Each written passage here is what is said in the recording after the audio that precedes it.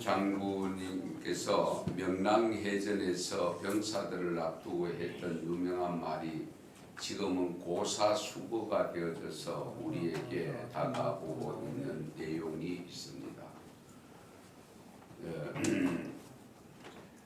이순신 장군이 병사들을 앞두고 한 표현이 뭐냐면은 필사적생, 필생적사.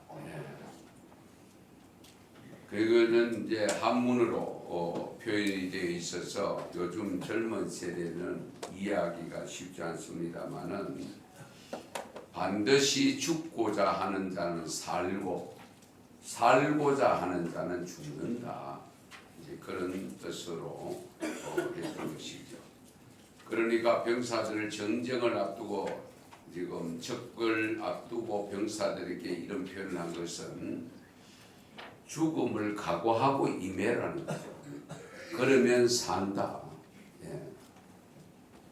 그렇지 아니하고 그냥 어설프게 살 거라고 피하려고 그런 식으로 참여하면은 결국은 죽는다. 이제 그런 내용입니다. 사실은 이 내용이요. 일찍이 사용한 분이 누구냐면 예수님입니다. 예수님.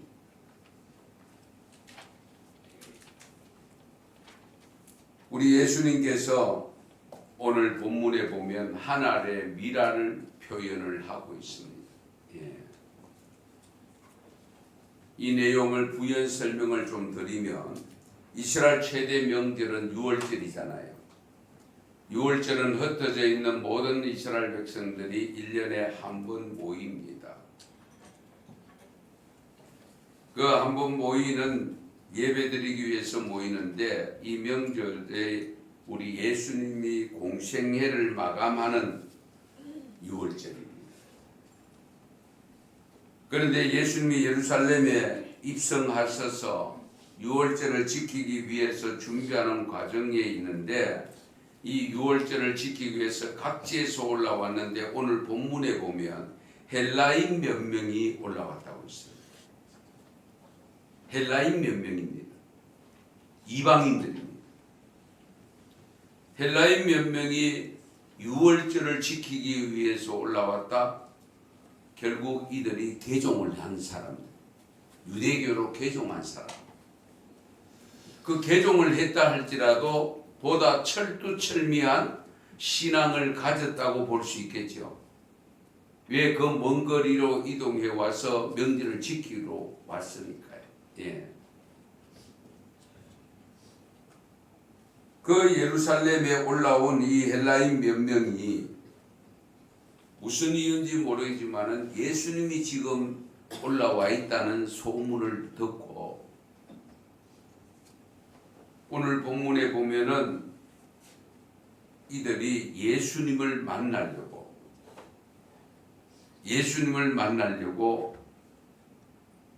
빌립을 찾아옵니다. 예수님 만나고 싶다.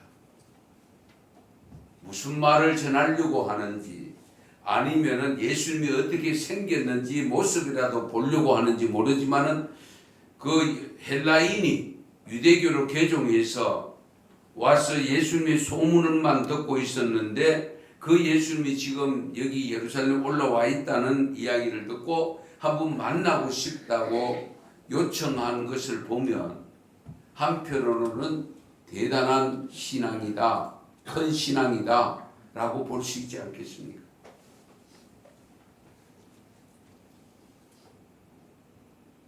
그래서 빌립은 혼자 해결할 문제가 아님을 알고 안드레를 찾아갑니다. 안드레가 빌립의 이야기를 듣고 혼자 갈 것 없이 두 사람이 같이 예수님을 만나러 가서 헬라인 몇 사람이 예수님을 보기를 원한다, 만나기를 원한다는 이 소식을 전했을 때에 오늘 본문에 보면 예수님이 완전히 동문서답하는 형식으로 일러줍니다. 뭐라고 합니까? 인자가 영광을 얻을 때가 왔다. 지금 헬라인 몇 사람이 올라와서 예수님 만나고 싶다고 하는 의사 전달하러 갔는데 그 이야기를 듣자마자 예수님께서 인자가 영광을 얻을 때가 왔다. 이해가 되십니까?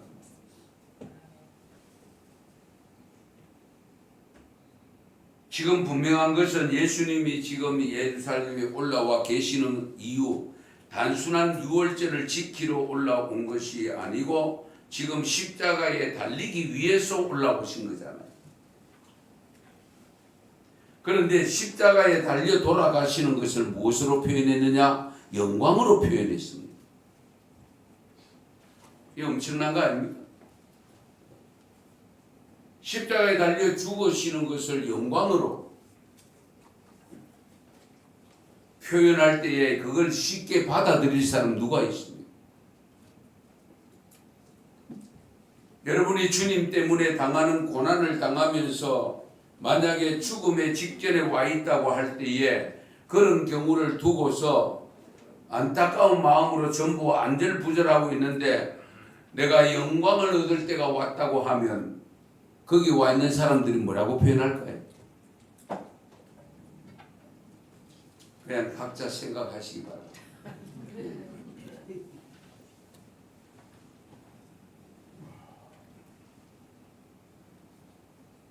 이 영광을 얻을 때가 왔다고 표현한 것은 우리는 이 진리를 알기 때문에 읽어낼 수가 있잖아요. 왜 십자가를 지는 것이 영광이냐? 그 십자가를 져야 저 많은 생명들을 건져내기 때문에, 구원시키기 때문에. 그래서 영광으로 표현합니다.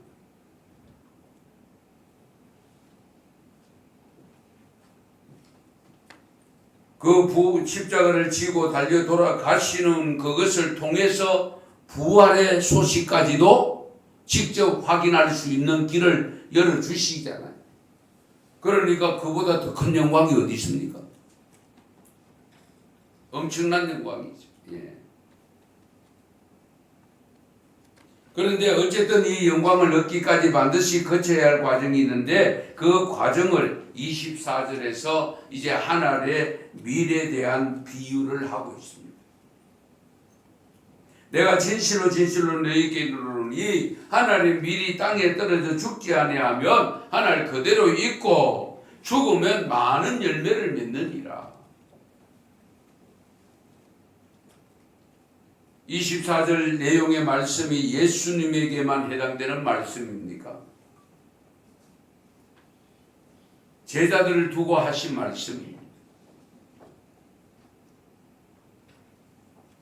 이 말씀을 오늘 우리에게 주시는 말씀입니다.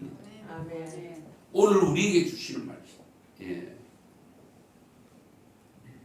그렇다면 우리도 예수님처럼 하늘의 밀알처럼 죽으면 많은 열매를 맺고 죽지 않으면 열매가 없다는 겁니다. 일반적으로 우리가 식물의 경우 뿌리면 그 식물의 뿌리가 땅이 말라가지고 가물어서 그 열매가 썩어지지 아니하면은 그대로 있잖아요. 상식적으로 우리 다 알잖아요. 그래서 비가 안 오면 물까지 주잖아요. 물까지 뿌려서 그 씨앗이 썩어지도록 할 때 썩을 때에 껍질을 벗기고 싹이 나고 싹이 나서 잎이 피고 그래서 꽃이 피고 열매를 맺어서 우리에게 열매를 가져다 주잖아요. 그 하나를 통해서 얻어지는 열매는 수십 배 되는 것을 우리는 보고 있잖아요. 이 내용은 예수님 자신이 걸어갈 십자가의 고난의 길을 비유해서 말씀하신 겁니다. 예수님 자신이 십자가에 죽어야 많은 생명을 구하게 된다는 겁니다. 내가 안 죽으면 아무 열매도 얻을 수 없다는 거예요. 구원을 받을 수 없다는 거예요. 예수님이 십자가에 달려 돌아가실 때에 비로소 수많은 생명들을 얻게 된다는 거, 구원받게 된다. 그 내용을 하신 거예요.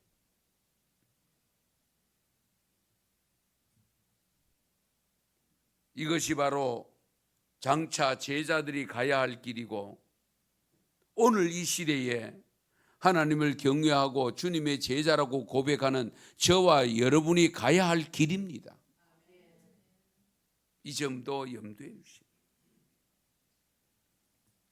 역사적으로 보면 이 말씀이 그대로 맞다는 말씀이 옳다는 것을 우리 인정해 주는 역사적 사건들이 많이 있습니다.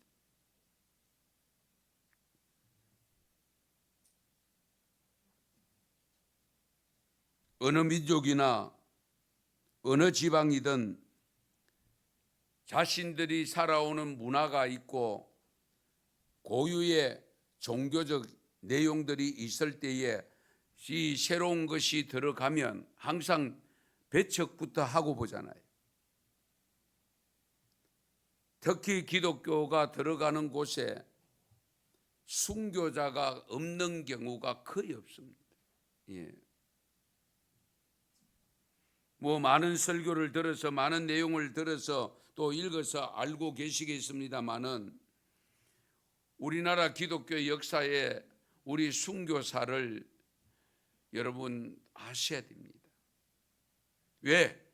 그것을 제대로 알면 알수록 내가 신앙을 가지고 있는 이 신앙함이 얼마나 많은 희생을 통해서 얻게 된 것인가를 알 때에 내가 그 신앙, 올바른 신앙으로 다가가지 않겠습니까? 우리가 물건도 마찬가지잖아요. 값을 많이 지불하고 얻은 거 하고 공짜로 얻은 거 하고 대하는 태도가 다르잖아요.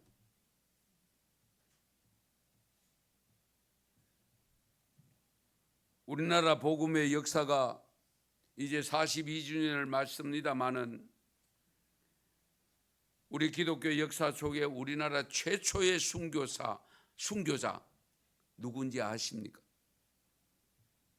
들어는 보셨을 텐데 누군지는 정확하게 모르죠. 영국의 출신 토마스 선교사입니다. 토마스 선교사.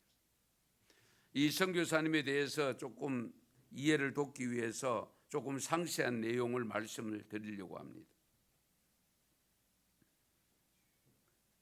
조선 땅 최초의 기독교 순교자, 공식 이름이 로버트 저메인 토마스입니다. 1939년 9월 7일생입니다. 잘 기억해 놓으세요. 1939년 9월 7일생. 영국의 중부 지방에 있는 웨일즈 라이다에서 태어났는데 이남 일녀 중에서 차남으로 태어난 사람입니다.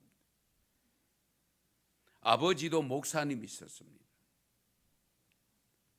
토마스 목사님인데 독립교단의 목사로서 영국의 웨일즈 부흥을 주도했던 목사님이 있었습니다. 그런데 이 토마스 목사가 순교한 목사가 9살 되던 해에 아버지의 사역길을 따라서 잉글랜드 근교에 있는 하노버에 이사를 갔다고 합니다. 그 하노버에서 여러 사람들을 만나게 되는데 하여튼 복잡한 내용은 다 생략을 하겠습니다마는 이 토마스 목사님이 거기에서 14살에 옥스퍼드 대학에 입학을 할 수 있는 자격을 얻었대요. 14살에 옥스퍼드 대학. 예. 그런데 너무 어려서 합격을 하다 보니까 입학을 보류를 합니다. 그리고 외과 의사가 되기 위해서 외과 전문의 의사의 밑에 들어가서 학습을 합니다. 2년간 배웠다고 합니다. 그런데 이 토마스 선교사가 육신의 구원도 중요하지만은 영혼 구원이 더 중요하다는 생각을 가지고 배움을 포기를 합니다. 의사 공부도 그만둬버린. 그 공부하기 싫어서가 아니라는 겁니다. 영혼 구원하는 것을 더 우선적으로 여겨서 그랬다는 거예요.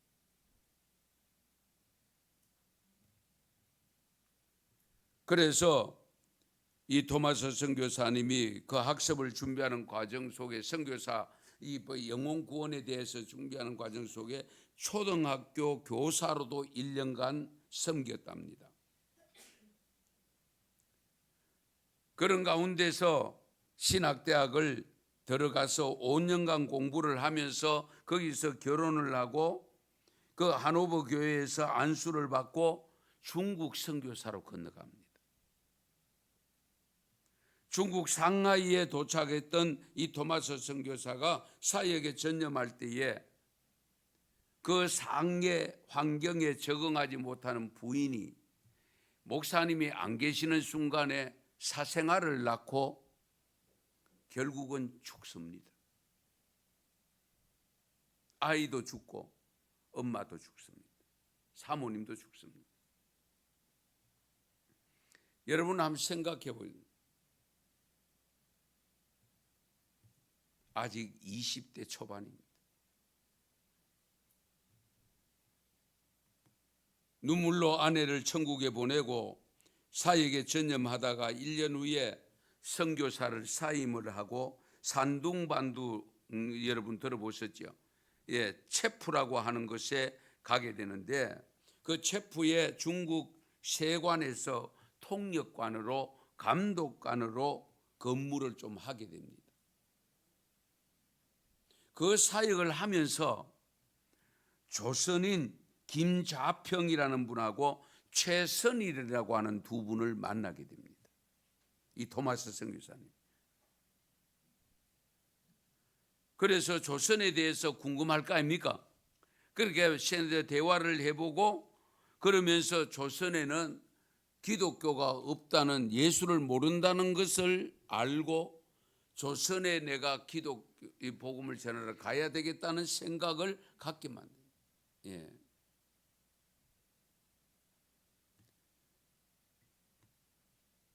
(1865년 9월 4일) 우리 중국인 우엔타이가 항해하는 배에 이 토마스 목사님이 몸을 싣습니다.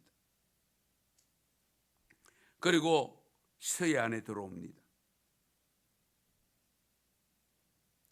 약 달 반 동안 복음을 전하다가 풍랑을 만나서 고생하다가 다시 중국으로 들어갑니다.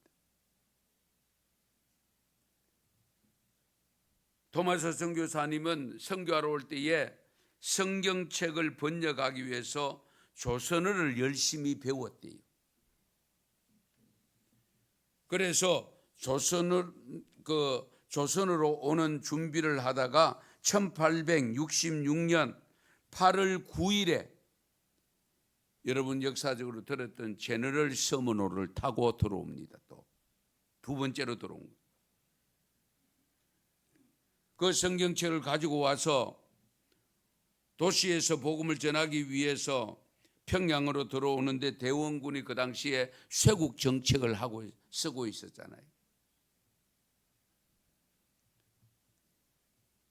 그러니까 문이 닫힌 상태에서 선박에서 좀처럼 잘 내려올 수가 없습니다. 배에 있던 24명의 선원들과 함께 사실은 배에서 죽음을 맞이합니다. 이 토마스 선교사는 평양으로 가는 도중에 많은 성경을 나누어 주었다고 하는데 마지막 죽음을 앞두고 예수님의 이름을 외치고 배에서 나와서 자기를 죽이려고 하는 그 포졸에게 성경책을 나누어 주었는데 그때가 언제냐? 1866년 9월 5일입니다. 아까 태어날 때가 몇 년이랬죠? 9월 7일이라고 했죠. 죽는 게 9월 2일 날 죽습니다. 참 9월 5일. 예. 그래 죽는데 나이가 몇 살일까요?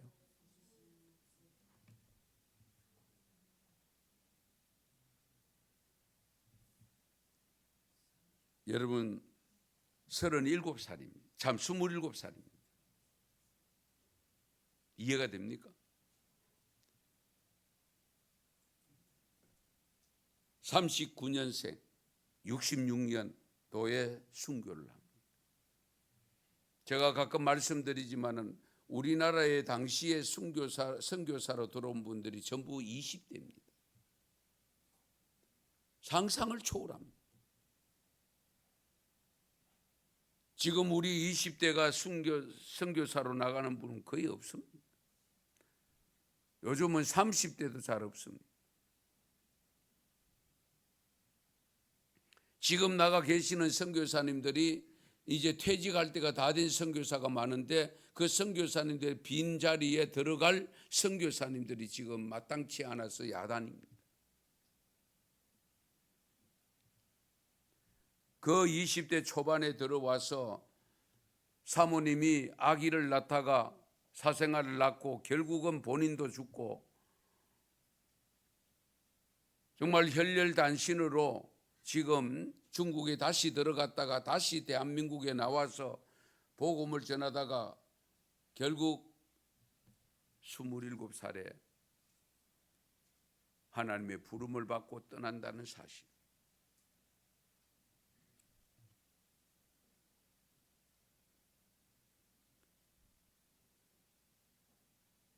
이때 11살 되었던 최치랑이라는 분이 있었는데요. 최치랑의 이 아이가 아이 때인데 토마스 선교사에게 3권의 성경을 받았대요. 그리고 집으로 가져갔답니다.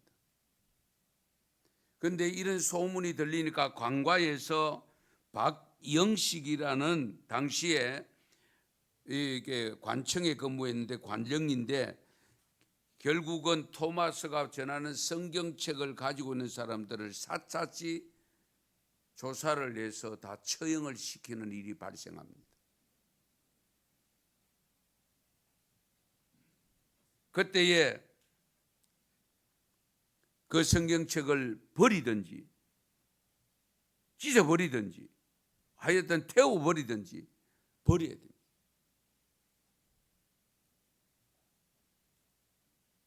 그때에 이 박영식이라는 사람이 버린 성경을 또 수집을 해야 될 거 아닙니까? 그렇죠?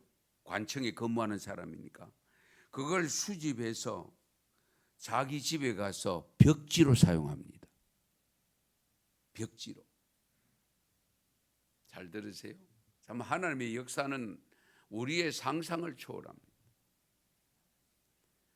그 벽지로 발라놓은 그 집을 뒤에 집을 팝니다. 그 파는 그 집을 사서 산 사람이 뭘 하는 거 하니까 숙박소를 합니다. 여관, 여인숙. 그런데 여러분 잘 아시는 마포 삼열 선교사님 많이 들어보셨죠? 이 마포 삼열 선교사와 한석지라는 조사가 이 집에 머무르게 되는데 최치랑이 평소에 최초의 교인이 되었던 장로가 되었는데 그 집이 결국은 성경이 발렸던 집이 교회가 됩니다. 교회가, 예. 그 교회가 부흥해서 좁아졌을 때에 널다리라고 하는 것이 있었는데 그 널다리 집을 구입해 가지고 널다리 교회가 됩니다. 그 널다리 교회도 공간이 좁아서 다시 부흥을 하니까 다시 집을 또 사야 되는데 그 샀는 집이 누구냐면은 길선주 장로님 땅을 기증을 해서 교회를 거기에다가 세워서 되는데 그 교회가 여러분 종종 들었던 평양 장대영 교회가 됩니다. 최초로 성령이 임했던 장대영 교회가. 예. 어쨌든 이 토마스 선교사를 직접적으로 죽였던 박충건이라는 분이 죽였는데 선교사로부터 죽이는 과정 속에 성경책 한 권을 받습니다. 그런데 그분이 뒤에 평양교회 장로가 됩니다. 훗날 그 박충건이라는 분이 이런 고백을 했습니다. 내가 서양 사람을 죽이는 중에 한 사람을 죽인 것은 내가 지금 생각할수록 이상한 감이 들었다. 내가 그를 찌르려고 할 때에 그는 두 손을 마주 잡고 무슨 말을 한 후에 붉은 베를 입힌 책을 가지고 웃으면서 나에게 받으라고 권하였다. 내가 죽이기는 하였으나 이 책을 받지 않을 수가 없어서 받아왔노라. 그 성경책 읽고 장로가 되었습니다. 할렐루야. 평양 대부흥으로 가는 과정 속에 토마스 선교사님과 우리 순교로 반드시 넘어야 할 산이 있었던 것들을 기억하셔야 됩니다. 그래서 초대교회 터툴리안이라는 분은 순교자의 피는 교회의 씨앗이라고 했습니다. 순교자의 피는 교회의 씨앗이다. 27살의 나이로 어쨌든 토마스 선교사님이 한반도에 하나의 씨앗이 되었지만 그 씨앗이 오늘의 한국 교회를 일구었다는 것을 잊어서는 안 됩니다. 엄청난 열매 아닙니까? 예.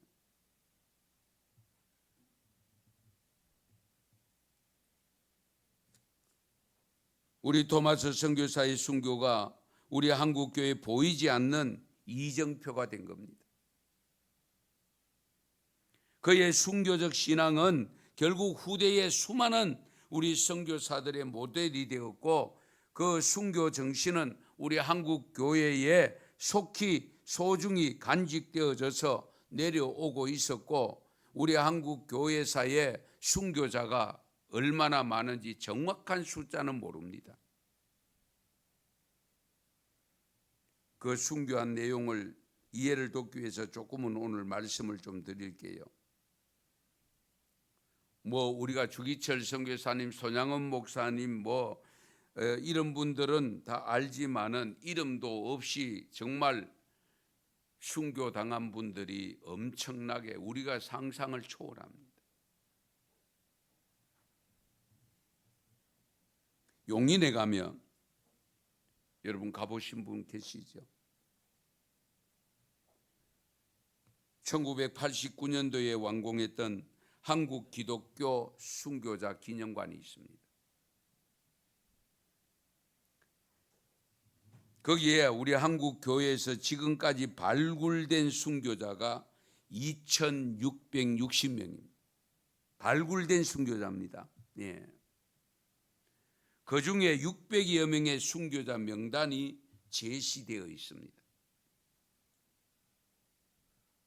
이들 중에 우리 한국 최초의 세례교인으로 혹세무민 죄로 인해서 2년간 옥고 끝에 1893년 순교한 백옹준 장로님 계시는데요.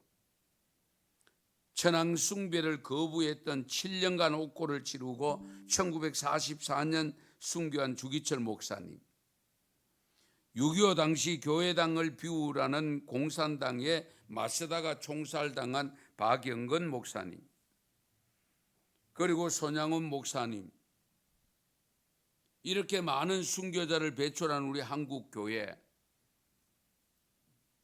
지금은 하나의 자랑거리로 있습니다만 우리가 단순한 자랑거리로만 있으면 곤란하겠죠.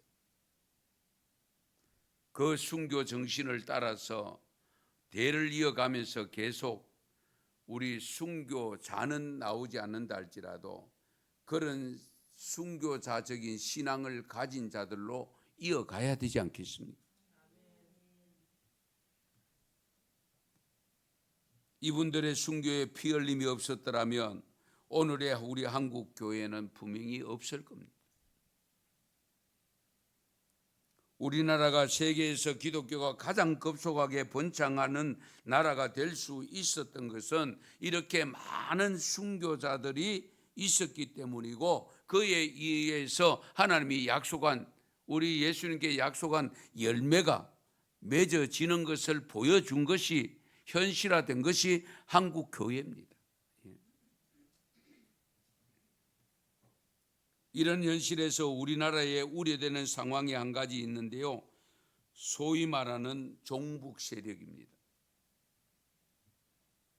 우리 종북 세력이라고 하는 것은 북한을 추종하는 세력인데, 여러분, 우리가 왜 북한 종북 세력에 대해서 우려를 해야 되느냐? 우리 공산주의를, 여러분들, 그 공산주의 때문에 순교자가 그만큼 많이 배출되었다는 것을 기억하셔야 됩니다. 아직도 유물주의 사상에 젖어 있고, 아직도 신을 거부하고 하나님을 거부하고 있고, 그 하나님을 섬기는 자들이 나타나기만 하면, 발각되어지면 지금 순교자의 길을 가게 만드는 이런 현실 앞에 잘 생각하셔야죠. 그러나 그곳에 우리가 북한 선교를 위해서, 우리가 마지막 주일에는 북한 선교 주일로 지킵니다마는 선교는 해야죠.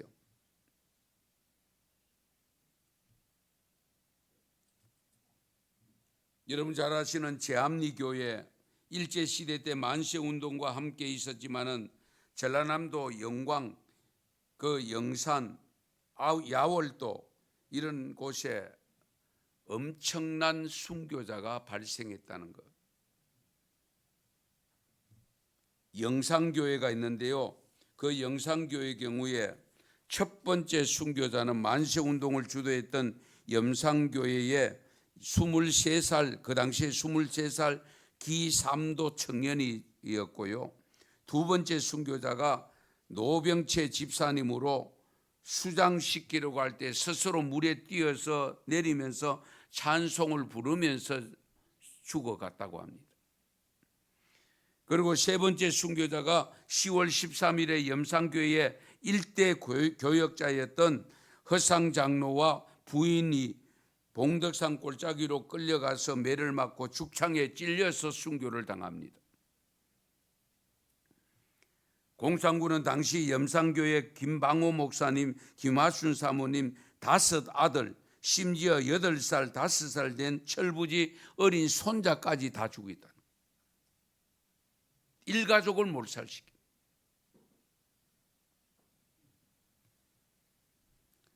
당시에 그 교회 3분의 2에 해당되는 77명이 공산군에 의해서 순교를 당합니다. 이런 7명.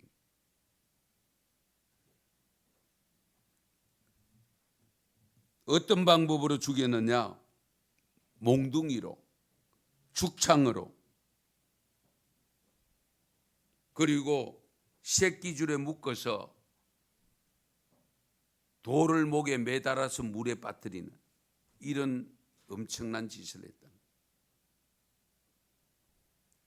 그런 가운데서도 성도들은 찬송 부르면서 그 죽음의 길로 받아들이면서 갔다는 사실입니다.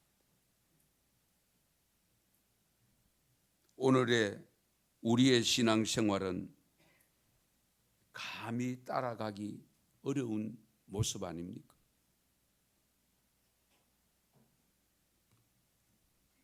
그리고 영광의 야월교회는요, 1950년 9월 29일에 국군과 유엔군이 목포에서 한평과 영광으로 진입해서 들어올 때에 주민들이 대대적으로 환영 행사를까지 했는데, 미처 후퇴하지 못했던 공산군들이 국군 환영대회가 끝난 후에 밤이면 내려와서 그 환영에 참석했던 사람들이 집을 찾아다니면서 죽이기 시작합니다.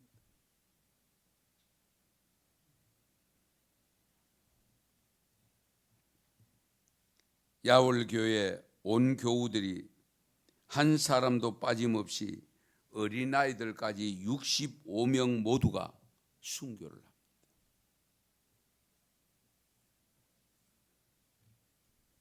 그리고 영광군과 가깝고 목포 앞바다에 많은 섬으로 제가 자주 인용하는 신안군 있죠.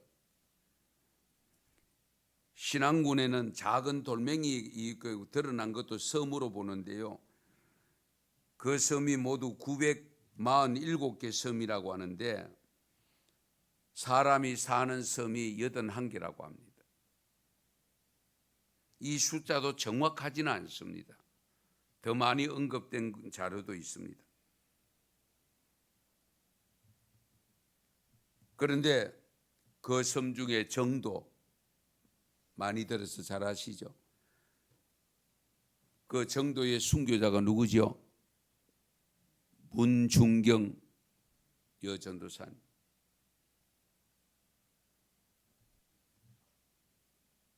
그 여전도사님, 문중경 전도사님 순교당할 때에 1950년 10월 5일 새벽 2시였다고 합니다. 그때에 죽이는 사람이 뭐라고 문중경 전도사님을 향해서 뭐라고 표현했냐면 새끼를 많이 깐 씨암탉이구나. 새끼를 많이 깐 씨암탉이구나. 전도를 많이 했다는 것을 의미합니다. 그러면서 죽였습니다.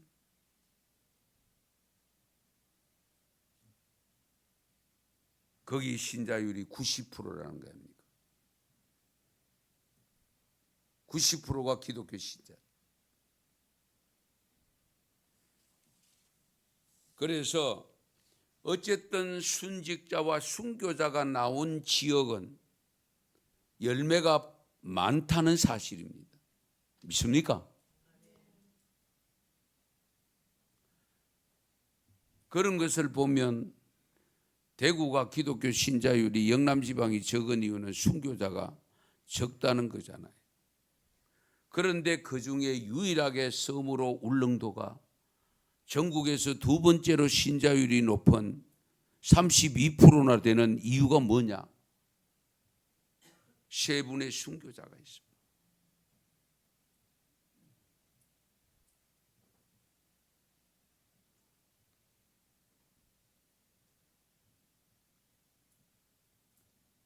그 당시에 1944년 12월 12일 저동교회, 현재 우리 저동 동광교회 백주년 기념관 건축했는 그 교회인데요. 그 교회에서 시무하던 중에 북면에 있는 저희 모교회, 현포교회라는 것이 있는데 순행을 갔어요. 12월 12일. 그 순행을 갔는데 순행을 다 돌고 난 다음에 배를 탈 수 없으니까 나리 장지, 울릉도 들어가면 평지, 유일한 평지가 나리 분지인데 그 나리 장제를 넘어서 저동 도동으로 오는 길이 있습니다. 준학서 목사님, 오우석 조사, 백만술 영수 세 분입니다. 그런데 그 죄를 넘는데 폭설이 온 거예요.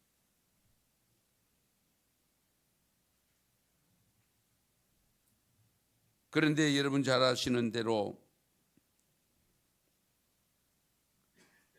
10며칠이 지났는데 사람이 안 오니까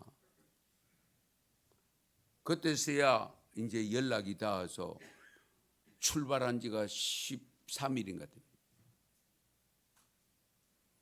그 소식을 듣고 찾아서 길을 찾아 옛날 길 더 험하잖아요. 험한 길 찾았는데 5일 만에 찾았는데 나리 장제에서 불과 몇십 메다 밑에 내려오는데 두 분은 무릎을 꿇고 두 손 모아 기도하는 모습으로 세상 떠나 있는 모습을 발견하게 됩니다. 한 분은 조금 더 밑에 내려와서 돌아가시고, 이러한 숭고한 믿음을 지키기 위해서 생명을 내어놓았던 순교자들의 정신, 오늘 읽은 예수님의 하신 말씀을 순종하신 분들입니다. 내가 진실로 진실로 너에게 이르노니 하늘의 밀이 땅에 떨어져 죽지 아니하면 하늘 그대로 있고 죽으면 많은 열매를 맺느니라. 할렐루야. 하늘의 밀에 서금이 삶이 나타나야 되는데, 그래서 25절 이하에 보면 자기의 생명을 사랑하는 자는 잃어버릴 것이요 그 이 세상에서 자기의 생명을 미워하는 자는 영생하도록 보존하리라. 그러면서 하신 말씀이 사람이 나를 섬기려면 나를 따르라. 나 있는 곳에 나를 섬기는 자도 거기 있으리니 사람이 나를 섬기면 내 아버지께서 그를 귀히 여기시리라. 하나님이 귀하게 여기신대. 주님을 섬기는 사람은 반드시 주님을 따르라고 했습니다. 주님을 따라가는 길이 무슨 길입니까? 십자가를 지는 길입니다. 십자가까지 가야 됩니다. 예.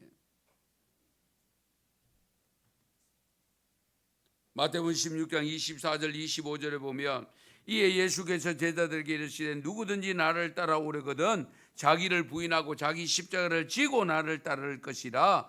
누구든지 제 목숨을 구원코자 하면 잃을 것이고 누구든지 나를 위하여 제 목숨을 잃으면 찾으리라. 성도 여러분, 이렇게 많은 순교자들의 피 흘림 속에서 이루어진 우리나라 교회의 현 주소는 어디입니까? 부흥입니까? 쇠퇴입니까? 성결함입니까? 추함입니까? 낮입니까? 어두움입니까? 영광입니까? 불명예입니까? 오늘의 한국교회 현 주소가 지금까지 우리 한국교회 영화가 순교자들의 피의 결과였다면 지금 쇠퇴하는 한국교회가 살 길이 무엇일까요?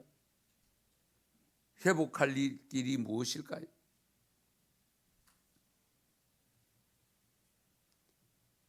한국교회가 새롭게 살 길은 위축되어 있는 이 현실 앞에서 우리가 회복될 길은 순교자적 정신을 가지고 순교할 각오를 가지고 신앙을 지켜나가야 됩니다.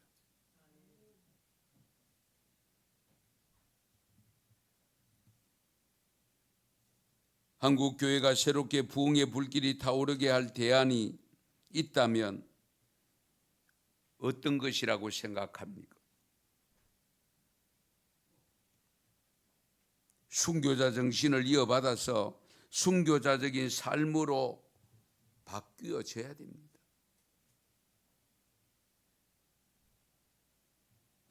내가 믿고 복받아서 잘 살고 풍요롭게 사는 길만 생각하면 그런 안일한 나태한 모습으로 변한다면 한국교회는 회생하기 어렵습니다.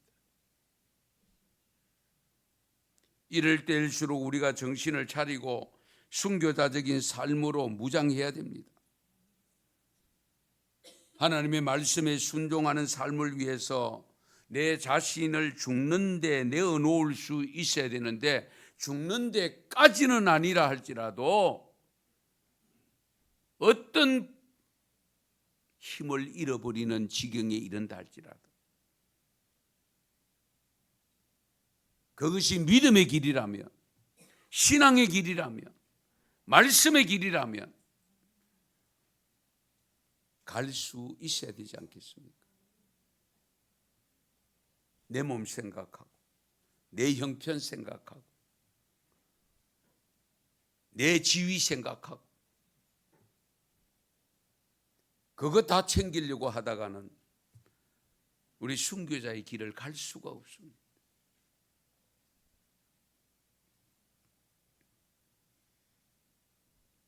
하늘의 밀이 땅에 떨어져 죽는다고 하는 것, 썩는다고 하는 것, 결국 자기를 희생하는 것 아닙니까? 그렇다면 우리 각자가 희생을 할 때에 많은 생명들을 얻게 된다는 것. 우리가 부흥 이야기는 수없이 합니다.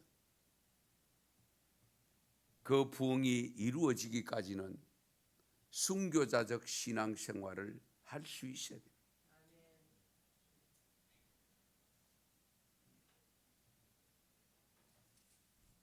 제가 오늘 말씀의 제목을 이수진 장군이 사용했던 거기에 첨가해서 사용한 겁니다. 한문을 적지 아니하고 한글로 적어놨습니다. 아자가 나아자입니다. 사자는 죽을 사자입니다. 생자는 살 생자입니다. 내가 죽으면 교회가 살고 내가 살면 교회가 죽는다는 의미입니다. 교회가 누굽니까? 예수님이잖아요. 그 예수님에 붙어 있는 우리 지체들입니다.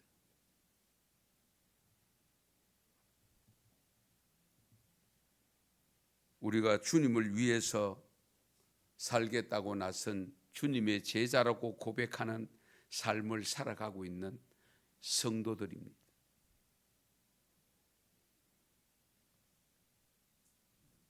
긴 말씀, 다른 말씀 드리지 않겠습니다.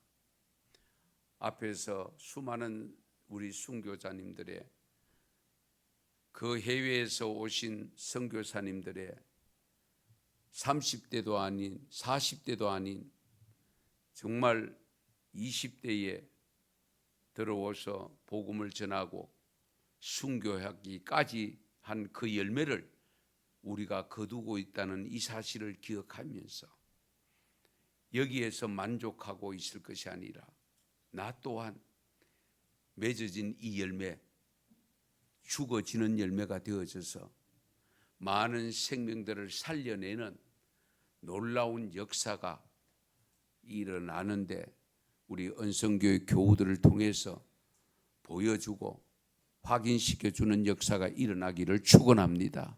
축복합니다. 기도드리겠습니다.